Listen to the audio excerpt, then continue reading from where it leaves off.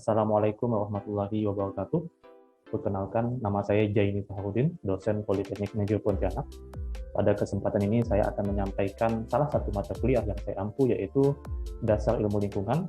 Nah, mata kuliah ini merupakan mata kuliah wajib sebanyak 2 SKS pada program studi D4 Budidaya Tanaman Perkebunan, yang terdiri dari 1 SKS untuk teori dan 1 SKS untuk kegiatan praktikum. Mata kuliah ini menjelaskan dasar-dasar ekologi atau ilmu lingkungan, isu lingkungan, teknologi tepat guna, serta pengelolaan lahan pertanian ramah lingkungan. Capaian pembelajaran dari mata kuliah ini yaitu setelah mengikuti perkuliahan, mahasiswa diharapkan memiliki pengetahuan, keterampilan, sikap, dan perilaku untuk mengetahui dan memahami masalah-masalah lingkungan dan batasan-batasan diskusi tentang lingkungan. Selain itu, juga diharapkan mahasiswa mengetahui isu-isu lingkungan yang sedang berkembang dan pemecahan serta penanggulangan permasalahan lingkungan. Nah, capaian selanjutnya yaitu bagaimana mahasiswa mampu melakukan penerapan teknologi tepat guna, khususnya di bidang budidaya tanaman perkebunan. Ada beberapa materi pembelajaran yang utama pada mata kuliah ini, yaitu yang pertama, lingkungan hidup. Mahasiswa mengetahui definisi lingkungan hidup dan ruang lingkupnya, serta isu-isu lingkungan terkini. Yang kedua yaitu ilmu lingkungan. Mahasiswa mengetahui definisi ilmu lingkungan, ekosistem, serta asas-asas lingkungan. Yang ketiga yaitu daya dukung lingkungan. Dan yang keempat yaitu masalah lingkungan pertanian. Selanjutnya yang kelima yaitu kebijaksanaan lingkungan. Yang keenam, lingkungan industri perkebunan. Yang ketujuh, sistem manajemen lingkungan. Yang kedelapan, yaitu pengelolaan lahan pertanian ramah lingkungan. Nah, dari 8 topik ini, kemudian dilakukan beberapa subtopik. Jadi terdapat beberapa subtopik dari masing-masing 8 bagian utama dari mata kuliah ini.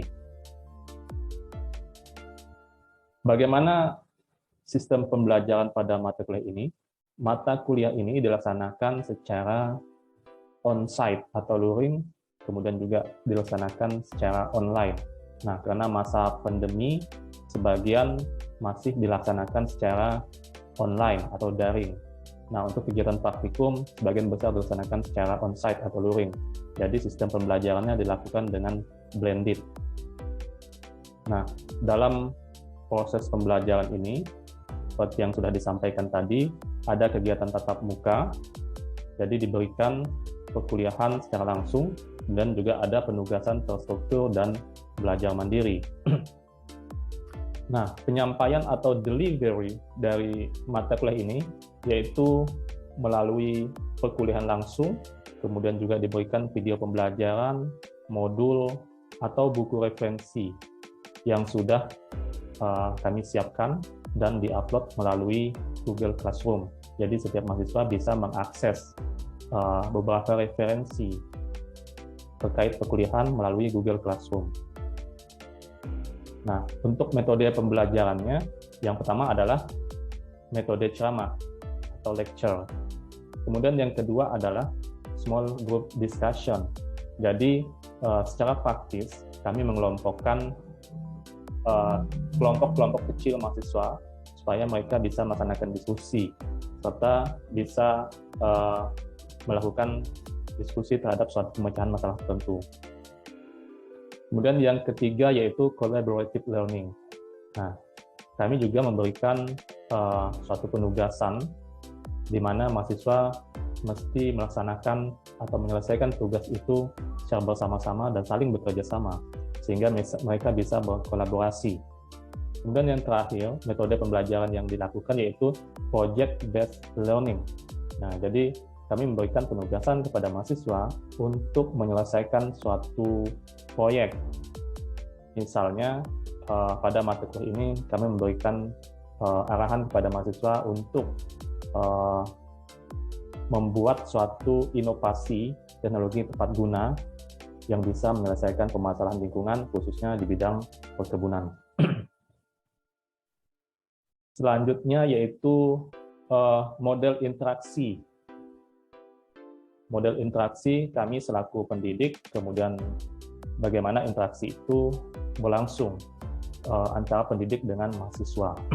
Yang pertama adalah diskusi langsung dan bimbingan, karena perkuliahan dilaksanakan secara on-site atau tatap muka secara langsung, jadi bisa dilakukan diskusi secara langsung dan bimbingan, terutama terkait dengan penugasan-penugasan yang diberikan. Selain itu, interaksi yang dilakukan yaitu dengan menggunakan Google Classroom dan WhatsApp Group.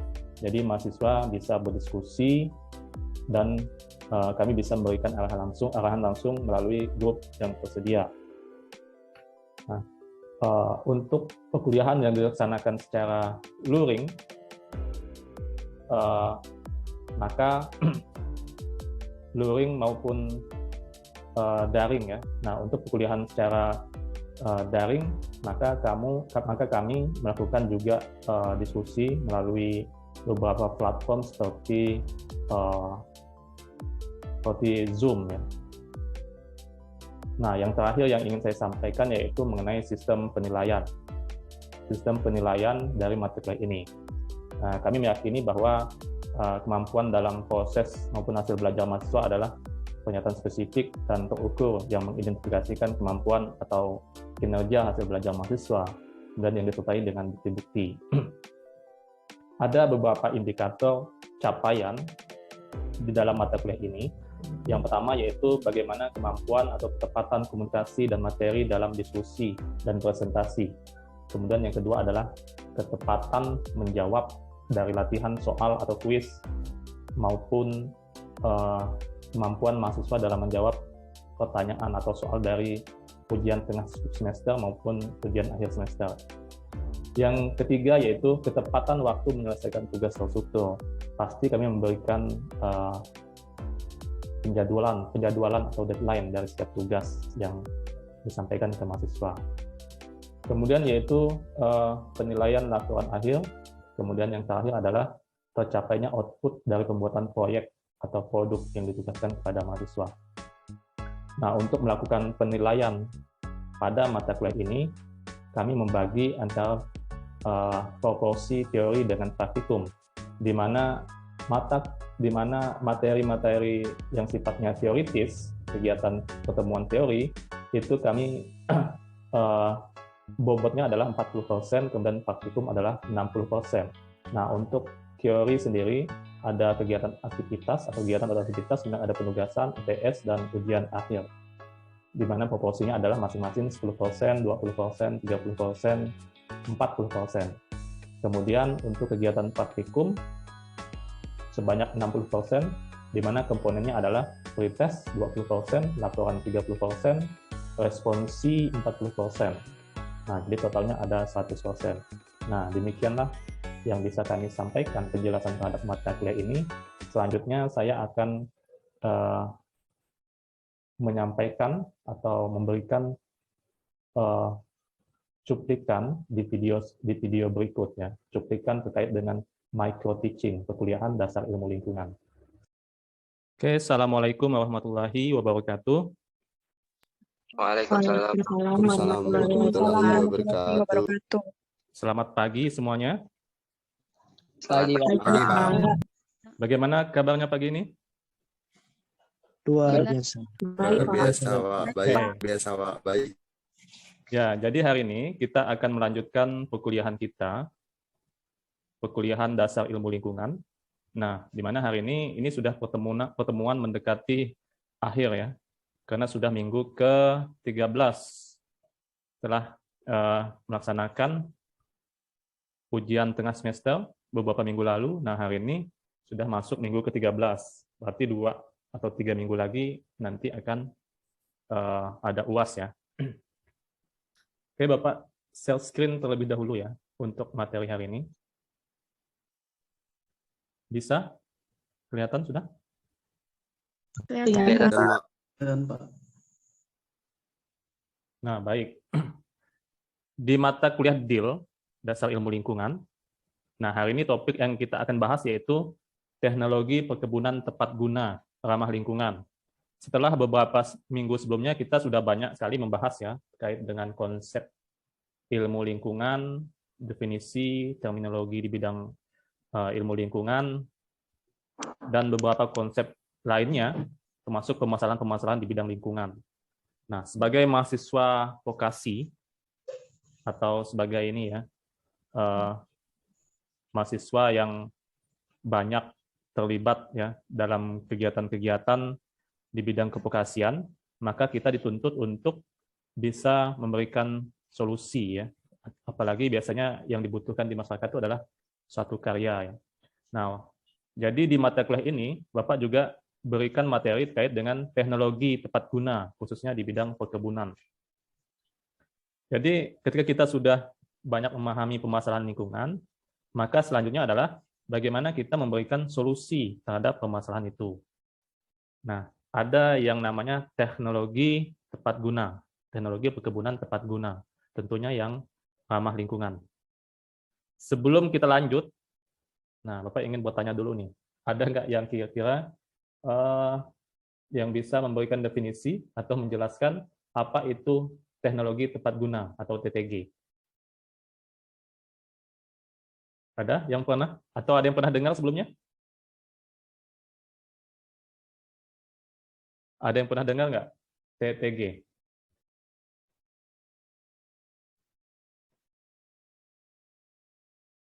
Belum? Belum, Pak. Oh, belum. Oke. Bapak akan jelaskan ya. Kalau belum pernah dengar, nah, teknologi perkebunan tepat guna. Jadi sesuai dengan namanya ya, teknologi tepat guna.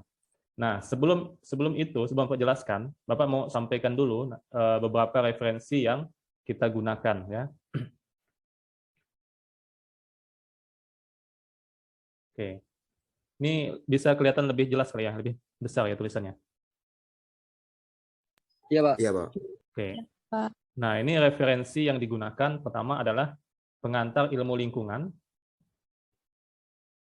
yang ditulis oleh Bapak Wiryono, PhD. Kemudian ada lagi buku buku Ekologi dan Ilmu Lingkungan ya, yang ditulis oleh beberapa orang penulis tahun 2021 ya terbitannya. Jadi masih tergolong baru ya bukunya, karena baru tahun lalu diterbitkan. Jadi kalian nanti bisa baca. Jadi di dalam buku itu banyak sekali bicara tentang konsep lingkungan dan ekologi serta pemanfaatan sumber daya alam yang bisa digunakan ya untuk mengatasi permasalahan lingkungan. Nah, buku ini nanti akan Bapak upload di Google Classroom, di akun Google Classroom. Jadi kebetulan Bapak punya e-books-nya, jadi kalian bisa baca nanti di Google Classroom. Selanjutnya, nah ini berhubungan dengan tadi teknologi tepat guna. Jadi ini adalah suatu artikel dari jurnal ilmiah Soil Biology and Biochemistry yang di mana nih diterbitkan di Amerika ya. Ini beberapa penulisnya ada dari Amerika ya, dan ada dari Cina juga, kolaborasi ya. Melakukan penelitian tentang biochar. Biochar ini adalah arang aktif ya, yang bisa digunakan untuk memperbaiki kondisi tanah, mikroba tanah, dan tanaman. Nah, bagaimana konsep biochar ini? Ini sebenarnya teknologi ini sangat praktikal ya, bisa kita terapkan di lingkungan pertanian atau perkebunan. Di antaranya adalah untuk melakukan efisiensi pemupukan. Nah, kalian nanti bisa baca artikel ini juga akan Bapak upload ya. Ini diterbitkan tahun 2021 ya artikelnya. Oke, next. Nah, ini kita masuk ke topik. Apa itu TTG atau teknologi tepat guna yang ramah lingkungan? Nah, jadi TTG ini yaitu teknologi yang diterapkan pada bidang perkebunan sehingga menghasilkan manfaat pada bidang tersebut. Jadi teknologi itu mestinya memberikan manfaat ya pada bidang itu, pada bidang perkebunan khususnya. Nah, yang namanya teknologi karena harus memberikan manfaat, maka kita harus mencari teknologi yang tidak memberikan dampak kerusakan terhadap lingkungan. Karena ada teknologi yang dibuat oleh manusia, tetapi juga dia punya dampak negatif terhadap lingkungan. Maka topik hari ini, fokus kita adalah kita concern kepada bagaimana teknologi yang ramah lingkungan. Kemudian teknologi yang tepat untuk mengatasi masalah yang dihadapi dengan menggunakan sumber daya yang sesuai atau tersedia di lingkungannya. Jadi bagaimana kita memanfaatkan sumber daya yang ada di sekitar kita. Di bidang perkebunan, ini kan banyak sekali ya sumber daya yang bisa kita manfaatkan untuk kita proses, kita olah, kita buat kembali untuk menjadi suatu paket teknologi. Bahkan limbah-limbah perkebunan itu banyak sekali yang kita bisa manfaatkan untuk pengembangan teknologi tepat guna. Nah, TTG ini bisa berupa peralatan atau bahan yang relatif sederhana, mudah dibuat dan dioperasikan, dan tidak merusak lingkungan pastinya ya. Oke, next. Nah, ini sebelum masuk kepada beberapa nanti contoh dan bagaimana teknologi TTG ini, Bapak ingin jelaskan dulu yang melatar belakangi kita, mengapa kita penting ya untuk mencari atau membuat teknologi tepat guna itu. Nah, beberapa alasannya adalah karena terjadinya kerusakan di lahan perkebunan. Yang pertama adalah pupuk anorganik. Nah, ini adalah input kimiawi yang banyak sekali digunakan ya di bidang perkebunan. Kalau kalian lihat contohnya perkebunan kelapa sawit, maka penggunaan pupuk kimiawi itu sangat intens atau masif sekali. Jadi hampir tidak ada perkebunan yang tanpa menggunakan pupuk kimia kan. Apalagi perkebunan besar ya. Kalau kita lihat, maka mereka setiap tahunnya itu bisa mensuplai atau memberikan sampai ratusan ton ya di dalam perkebunannya. Jadi bisa dibayangkan betapa banyak pupuk kimia yang digunakan di perkebunan dan beberapa kemungkinan kerusakan terhadap lingkungan ya, tanah. Jadi pupuk organik. Nah, diantaranya adalah tanah bisa menjadi keras ya, terus beberapa organisme kehidupannya di dalam tanah juga terganggu, serta potensi pencemaran lingkungan. Nah, selanjutnya yaitu pestisida kimia. Mungkin kalian sudah tahu beberapa pestisida kimia itu sangat berbahaya bagi lingkungan dan mengganggu mikroorganisme lain ya. Tidak hanya manusia, tetapi juga banyak mikroba positif yang mestinya harus eksis tapi kemudian mati ya. Sehingga bisa memunculkan dampak lain. Misalnya adalah munculnya hama baru, penyakit baru ya, karena ekosistemnya terganggu. Dan yang ketiga yaitu limbah. Nah, limbah ini diproduksi dalam jumlah besar ya di perkebunan. Ada yang pernah pergi ke pabrik kelapa sawit? Pernah, Pak. Pernah ya? Pernah, Pak. Oke. Kalau yang pernah pergi, pasti di dekat pabrik itu kemudian ada pengolahan limbah. Karena peraturan kita, perundang-undangan tidak memperbolehkan ya limbah itu dibuang langsung ke alam. Tetapi mesti diolah dulu. Makanya di perkebunan, limbah pabrik itu mereka punya beberapa kolam atau font, jadi diolah. Nah, walaupun sudah diolah, maka residunya masih banyak. Banyak lumpur atau sludge ya dari limbah-limbah ini, yang pada akhirnya juga memang harus dibuang, karena nggak mungkin ditampung kan, karena setiap hari pabrik itu produksi. Nah, bagaimana limbah ini dikelola? Ini adalah suatu tantangan juga ke depannya. Bagaimana mengelola limbah sehingga bisa dimanfaatkan. Ini hanya contoh saja ya, dan masih banyak limbah-limbah yang lain. Next. Ini contoh TTG. Ada yang tahu ini yang biru ini apa?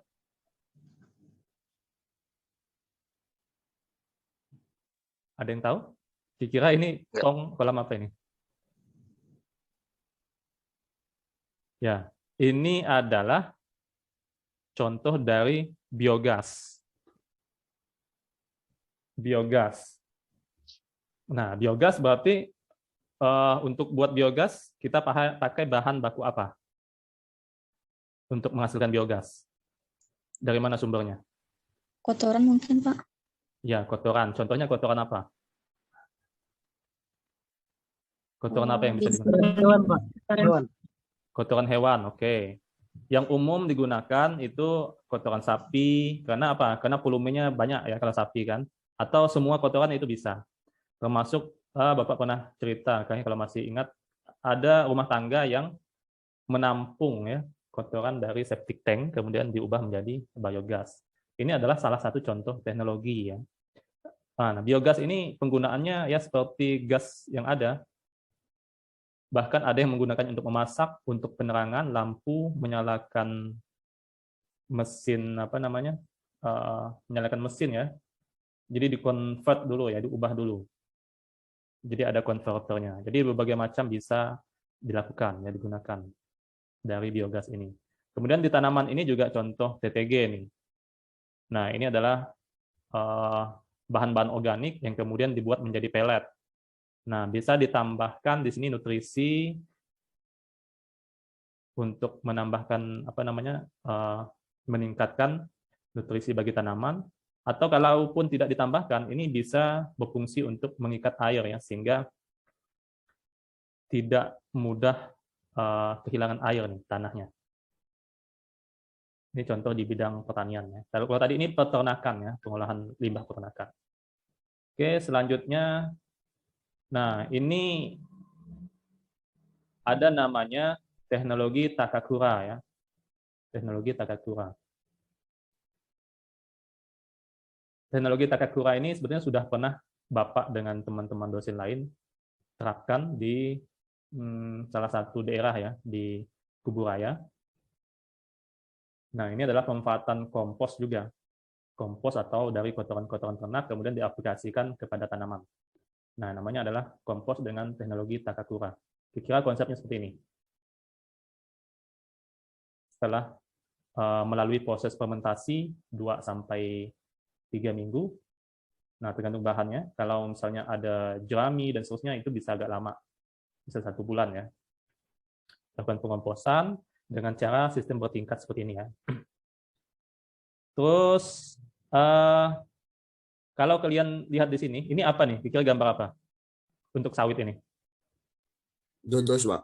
Dodos, oke. Ini kalau lihat, ini dodosnya agak berbeda. Jadi dia menggunakan apa ini? Gergaji atau senso nih, senso. Nah, ini juga contoh teknologi tepat guna. Artinya bagaimana orang berpikir kreatif ya untuk menciptakan teknologi ya. Yang biasanya secara manual dia menggunakan perangkat mesin. Oke, ini tadi adalah biochar ya.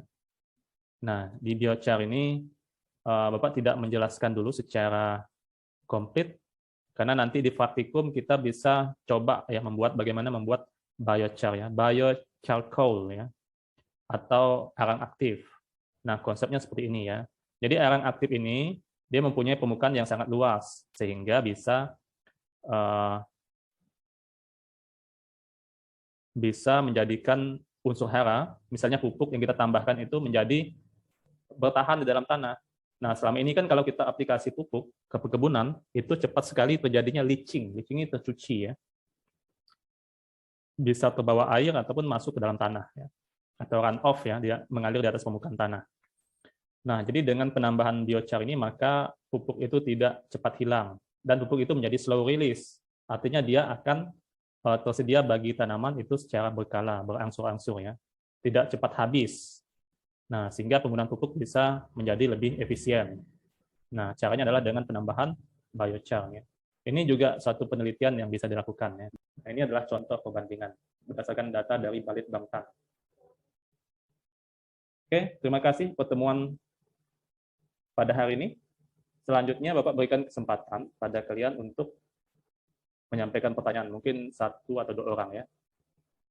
Silakan jika ada pertanyaan. Saya, Pak. Damianus. Oke, silakan. Mengenai limbah sawit nih, Pak. Ya. Nah, kan ada tandan kosong yang telah diolah tuh. Nah, tandan kosong tuh yang pernah saya lihat tandannya tuh disebar di sekitaran tanaman kelapa sawit. Nah, apakah itu termasuk dalam teknologi tepat guna, Pak? Oke. Masih ada pertanyaan? Kalau tidak ada, ya masih ada. Oke, silakan satu orang lagi.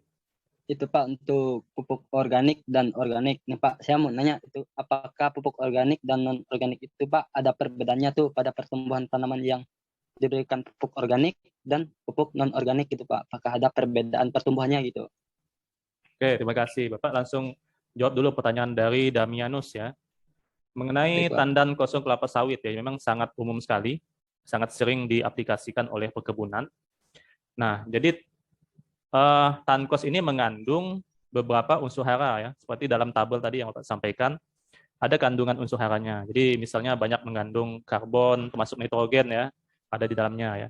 Cuman kelemahannya adalah penggunaan tankos ini dia membutuhkan waktu yang lama untuk terjadi degradasi penguraian. Nah, ini bisa saja dimasukkan ke dalam TTG. Tapi alangkah baiknya jika diolah terlebih dahulu. Karena kalau diaplikasikan langsung itu agak lama penyerapan ketersediaan unsur haranya agak lama. Tapi kalau kita olah dulu menjadi kompos sehingga betul terurai, maka akan tersedia lebih cepat bagi tanaman. Jadi bisa ya. Jadi dengan teknologi, misalnya dengan penambahan mikroba ya. Misalnya yang paling simpel itu ya dengan penambahan E4 ya. Oke, selanjutnya Nicodemus. Pertanyaannya perbedaan untuk pupuk anorganik dengan organik ya. Nah, ada plus minus ya. Kalau pupuk anorganik itu biasanya dianggap lebih praktis. Karena apa? Karena tidak perlu diolah-olah lagi, langsung dibeli, langsung dipakai kan, langsung digunakan dan unsur haranya tersedia lebih cepat. Nah, tapi dampaknya bagi lingkungan itu pasti berdampak negatif ya. Karena dia menyebabkan residu ya dan merusak ekosistem dan tanah. Nah, kalau pupuk organik dia mesti diproses dulu kan, butuh waktu. Tapi kadang-kadang lebih murah. Kenapa? Karena bahannya tersedia di lingkungan kita. Cuma butuh waktu untuk melakukan proses ya penyiapannya. Terus ketersediaan unsur haranya relatif rendah, nah itu kelemahannya. Tapi di sisi lain di dalam jangka panjang maka itu memberikan dampak positif karena membantu menstimulasi perkembangan akar ya karena memperbaiki sifat fisik kimia tanah dan biologi tanah ya karena mikroba di dalam tanah ini banyak sekali. Jadi dia membantu untuk bagaimana unsur hara mikroba tanah itu tetap survive ya. Nah, jadi itu ya perbedaannya. Oke. Karena waktu kita Bapak kira terbatas ya. Jadi selanjutnya yang terakhir Bapak ingin memberikan kuis ini singkat saja. Bapak ingin tahu nih bagaimana perspektif kalian. Kan sudah pernah ya masuk di menggunakan kuis ya. Coba nanti kalian masuk di sini. Oke, yang belum silakan masuk di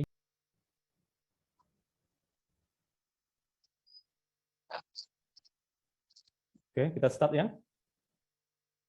Iya, Pak.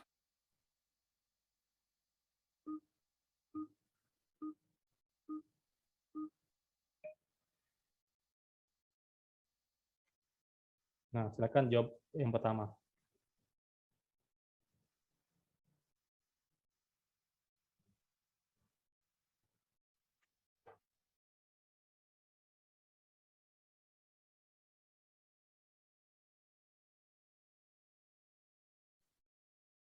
Oke, untuk kuisnya, jadi nanti akan Bapak lihat responnya. Tidak kita bahas dulu ya.